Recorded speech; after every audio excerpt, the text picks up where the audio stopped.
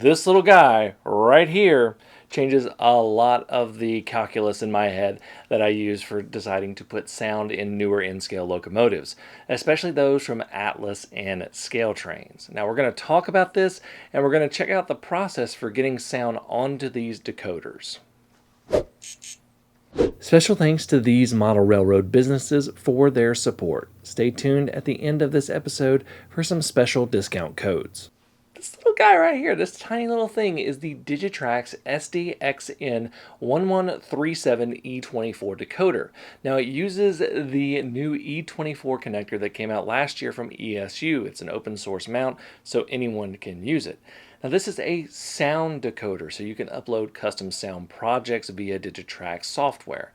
The big difference between this and ESU sound decoders is the price.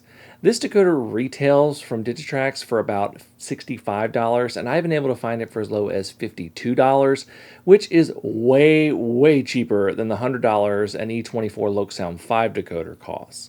Now, ESU is one of the high-end sound decoders, and Digitrax are typically much more budget-friendly. That being said, this is a 16-bit decoder, which basically means the sound files can have a lot more data with them versus something like an 8-bit sound file. So you do get clearer sound than before with Digitrax. There are also a lot of people out there who do not need or want the highest quality sound possible and just want some fun horns, bells, and train sounds. This decoder will satisfy that. So let's take a look at the installation process on not one, but two different locomotives from two different brands. The first is an Atlas SD9. I'm going to be modifying this as part of my new freelance Blue Ridge and Western Railroad. This is part of the Atlas Silver series of locomotive. One cool thing about these is that they come with a speaker pre-attached and ready to go, so all you have to do is pop on a new sound decoder and you're good to go.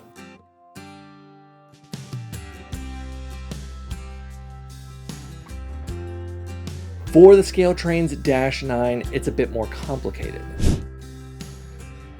The decoder goes in the same basically as the Atlas SD9, but you do have to install a speaker in the DCC Ready version of the engine.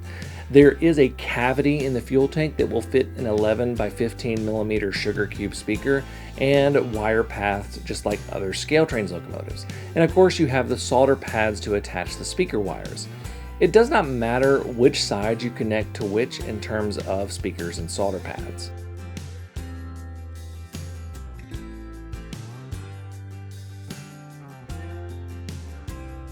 Now Digitrax preloads 8 sound profiles on these decoders. They default to an SD40-2, so when you hook it up, if you don't do anything to it and you start the sounds up, you're getting SD40-2 sounds. But they also have an AC4400, a GEVO, a Dash 9, a U33, an SD70, an SD45, and a 484 steam locomotive. All you have to do is change CV60 to the corresponding profile by setting it to a value of 0 through 7. These profiles are listed in your instructions along with what number to change it to.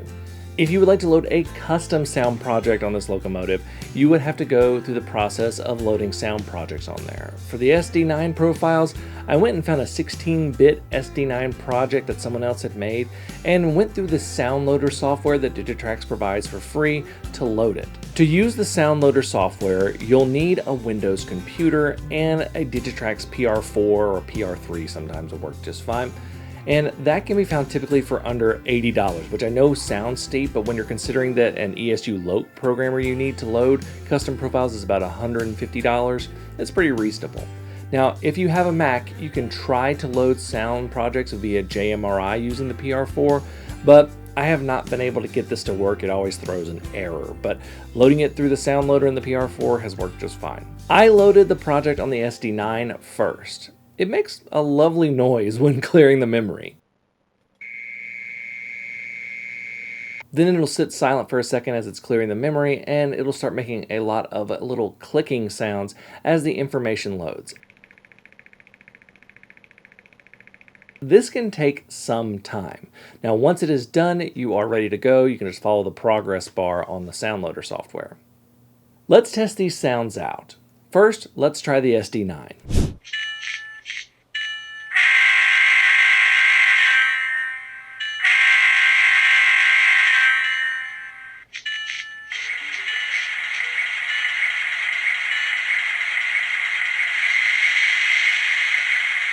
Next, let's do the Dash 9, which is the one that I just adjusted to the proper profile that came with it.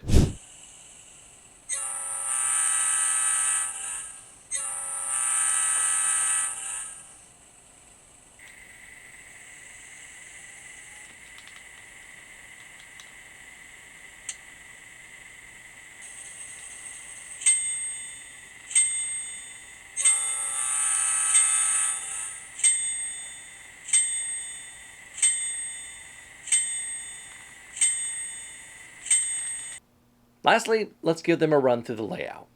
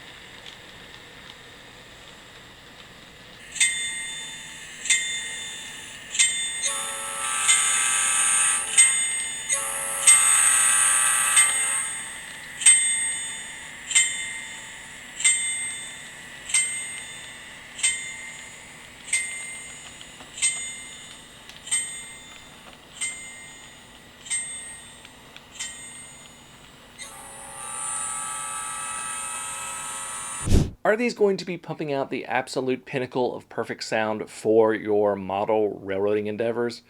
No. These sounds, though, are going to be just fine for the average modeler who is not overly concerned with having the perfect prototypical sounds. Now, I totally agree that companies like Soundtrax and ESU are the pinnacle of sound in model railroading, and I have a lot of Soundtrax and ESU decoders on my layout. But not everyone wants that or needs that. Some people just want a horn, a bell, and some engine sounds. Oh, one other thing. Digitrax also has come out with a Next 18 version of the 167. It is the SDXN 167N18, and it's really great. I have currently one of those on my Broadway Limited Stealth SD40-2, and it works great, especially since I didn't have to change the profile on it. Before we go, check out these model railroad businesses. Mini Prints creates 3D printed detail parts, figures, and animals that make your model railroad layout come alive. Get 15% off with code DIY15 at miniprints.com, because it's the little things that matter most. ScaleTree.com. ScaleTree.com makes hero and forest trees for HO and N scale. They also do custom trees for custom orders. Check them out at ScaleTree.com. These decoders are a little bit hard to find right now, so I'll link where I've been getting them right now in the description below. Some websites haven't gotten them in yet. I've been getting mine from Yankee Dabbler right now, so that's where I've been getting those. I'll link that in the description below. If that changes and people request it, I'll start changing up links on that. But thank you so much for watching. Until next time, I'm Jimmy from the DIY and Digital. Stay safe, be kind, and happy railroading.